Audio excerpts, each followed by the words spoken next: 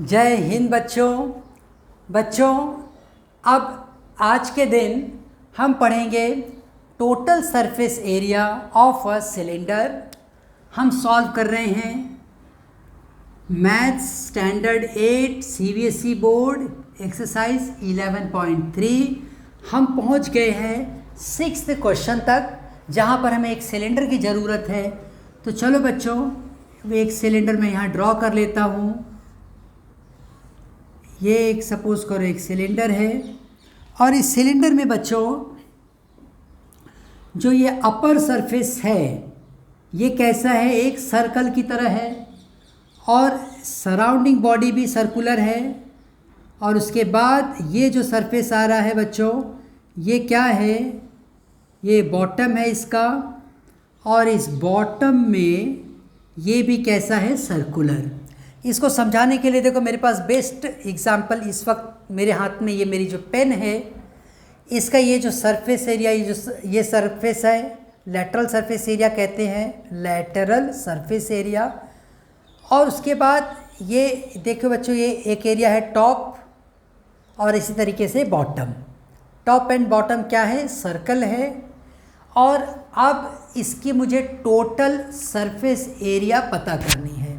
क्या पता करना है, टोटल सरफेस एरिया। तो बच्चों ये जो टोटल सरफेस एरिया है, एक मैं इसको अलग अलग पार्ट में डिवाइड करके देखता हूँ। अगर एक सर्कल का मैं सरफेस एरिया पता करना चाहता हूँ, मान लो इस सरफेस एरिया है किसी सर्कल का, तो इस सर्कल का बच्चों रेडियस हमारे लिए काफ़ी इम्पॉर्टेंट होगा, और उस रेडियस को मैं r कहूँगा। ये बनेगा पाई आर स्क्वायर। क्या बनेगा बच्चों, pi r square, pi r square. अब लेकिन इस तरीके से देखो, दो सरफेस है हमारे पास, एक टॉप पर और एक बॉटम पे। तो इस तरह से बॉटम के लिए भी मैं फिर लिखूँगा पाई आर स्क्वायर। मतलब हमारे पास यहाँ पे दो वैल्यूज़ आ गई, एक आ गया pi r square and pi r square. अब बच्चों जो लैटरल सरफेस एरिया था, मतलब ये वाला हिस्सा, ये वाला हिस्सा है ना, ये जो एरिया होती है ना, ये सरफेस, लैटरल सरफेस एरिया, ये टॉप है, ये बॉटम है, और ये क्या है, लैटरल सरफेस एरिया। इसके लिए तुम ऐसा समझो कि मैं इस पेपर से यहाँ पे इसको कट कर देता हूँ। कट करके इसको ऐसे मैं ऐसे रोल करूँगा सीधा, तो ये पार्ट देखो इस तरीके से बन जाएगा। यस, अगर ये पेपर का बच्चों बना होता तो हम आराम से इसको यहाँ से सीजर से कट कर देते और उसको ऐसे स्ट्रेट कर लेते, ठीक है ना। तो थोड़ा सा यहाँ इमेजिनेशन का आपको सपोर्ट लेना पड़ेगा। अब इस केस में बच्चों क्या हो रहा है कि ये जो हाइट है वो तो हमें दी गई है, और उस हाइट को मैं h बोल के यहाँ पे लिख देता हूँ, इसमें कोई इशू नहीं आएगा। ये हाइट तो हमारे पास h हो गई। हमें बच्चों ये वैल्यू पता करनी है कि ये कितना होगा। तो देखो यही हिस्सा था ना जो कट करने के बाद ऐसे स्ट्रेट हुआ, तो ये जो एरिया रहती है, ये जिसको कि हम सर्कल के लिए बोलते हैं सरकमफेरेंस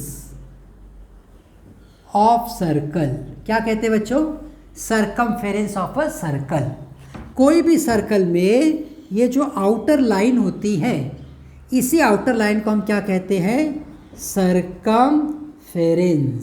क्या कहते हैं बच्चों, सरकमफेरेंस।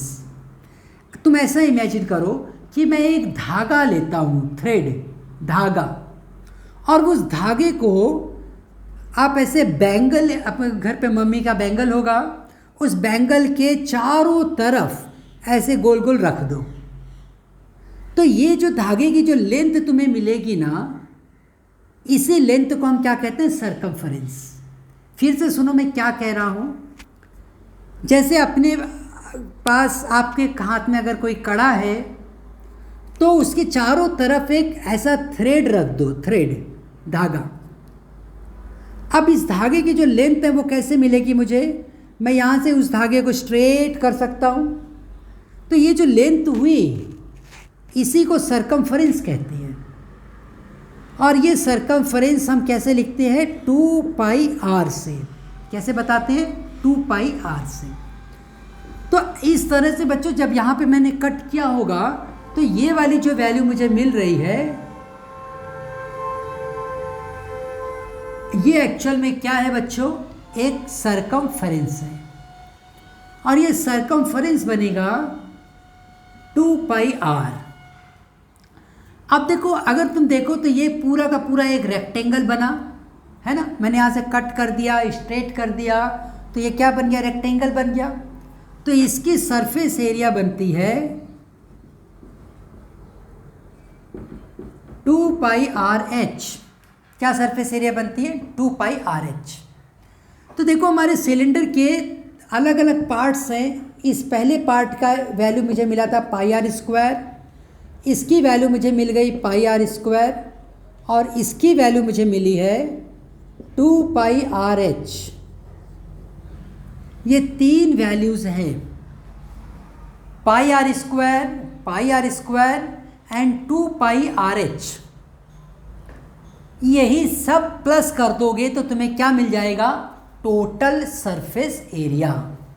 अब मैं यहाँ पे लिख रहा हूँ बच्चों, total surface area of a cylinder, और वो वैल्यू बन रही है πr² प्लस 2πrh। ये मैं लिखता हूँ 2 time πr², 2 time πrh, 2πr। देखो इसमें कॉमन क्या ले सकते हैं हम? 2πr, इसे कॉमन ले लेंगे तो ये बनेगा r प्लस h। यस बच्चों, ये क्या बनेगा? 2πr r plus h। तो ठीक है बच्चों, ये फॉर्मूला तो हमने सीख लिया है। अब इसी के बेस पर हम अपने अगले क्वेश्चन को भी ले लेते हैं। तो चलो एक क्वेश्चन हम लेंगे। अब तुम इस फॉर्मूले को रेडी करो और अगला क्वेश्चन तुम तैयार करो। देखो तुम पहले देख लो, आ रहा है वेरी गुड, नहीं आ रहा है देन आल्सो नो प्रॉब्लम। तो देखो पहले एक बार कौन सा क्वेश्चन देखोगे अभी तुम? 6th क्वेश्चन एक बार देख लो तुम। तब तक मैं बोर्ड क्लीन कर देता हूँ।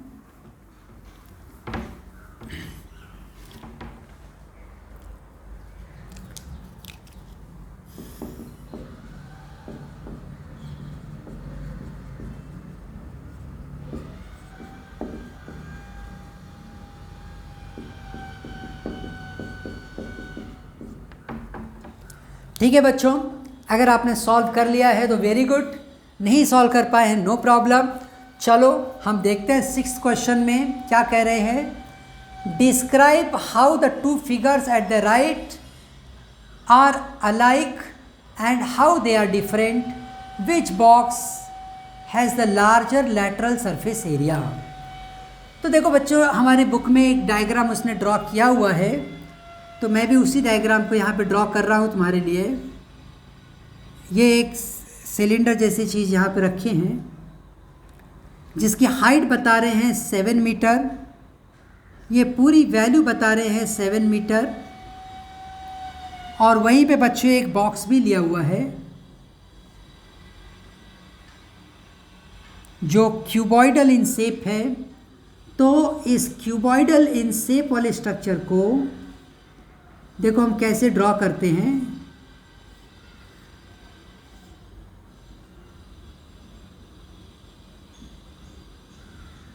इस क्यूबॉइडल शेप स्ट्रक्चर में सारी की सारी लेंथ कितनी आ रही है? 7 सेंटीमीटर। हर एक लेंथ, हर साइड कितनी है? 7 सेंटीमीटर, 7 सेंटीमीटर, दैट्स इट। अब देखो हम क्या कह सकते हैं, इसमें क्या सेम है? हम कहेंगे हाउ दे आर अलाइक। सबसे पहली बात, they are having same height which is 7 metre, correct. 7 metre ही नहीं, सेंटीमीटर दे रहे थे, यहाँ भी मैं सेंटीमीटर लिख देता हूँ। सेंटीमीटर है ये भी सेंटीमीटर में। अब बच्चों इसके बाद क्वेश्चन में आ रहा है कि which box has the larger lateral surface area, why they are different. इसमें क्वेश्चन में ये भी पूछ रहे हैं कि why they are different. So one is the cylindrical, other one is the cube, so this way they are different. इसको अगर मैं ए बोलूँ, इसको मैं बी बोलूँ, A it is a cylinder, B it is a cube, so this way they are different. So this way they are different। ठीक है बच्चों, अब यहाँ पे मुझे इनकी टोटल सरफेस एरिया पता करनी है।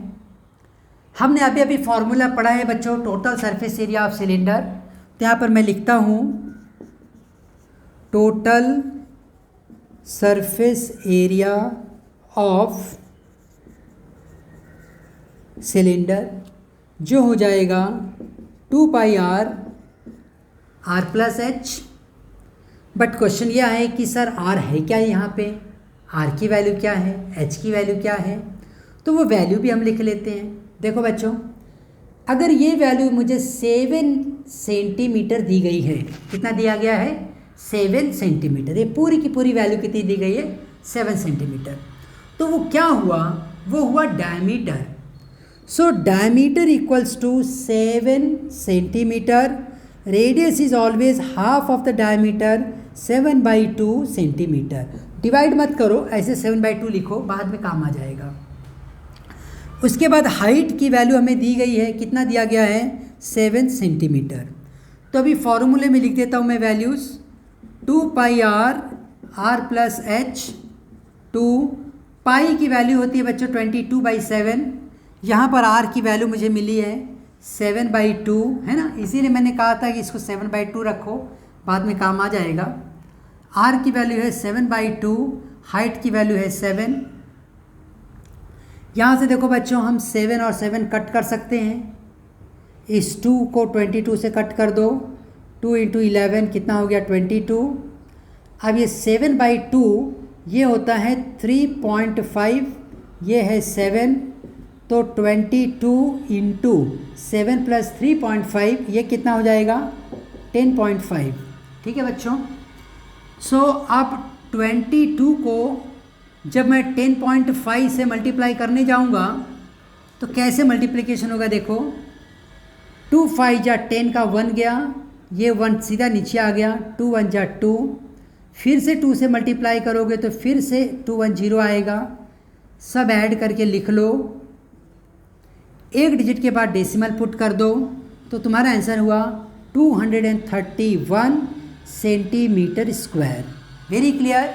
ठीक है बच्चों, तो ये क्या था बच्चों, सरफेस एरिया था। किसका सरफेस एरिया था, ये सरफेस एरिया था इस सिलेंडर का 231 सेंटीमीटर स्क्वायर।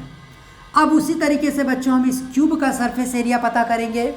तो क्यूब का देखो सरफेस एरिया हम कैसे पता करेंगे, उसका फॉर्मूला है हमारे पास, है ना, उसका फॉर्मूला है। तो surface area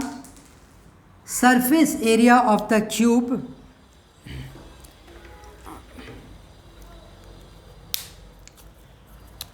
surface area of cube equals to 6L the square. तो L की वैल्यू कितना दिया है 7 सेंटीमीटर, सो ये हो गया 6 × 7 द स्क्वायर, 6 × 7 द स्क्वायर मतलब 49।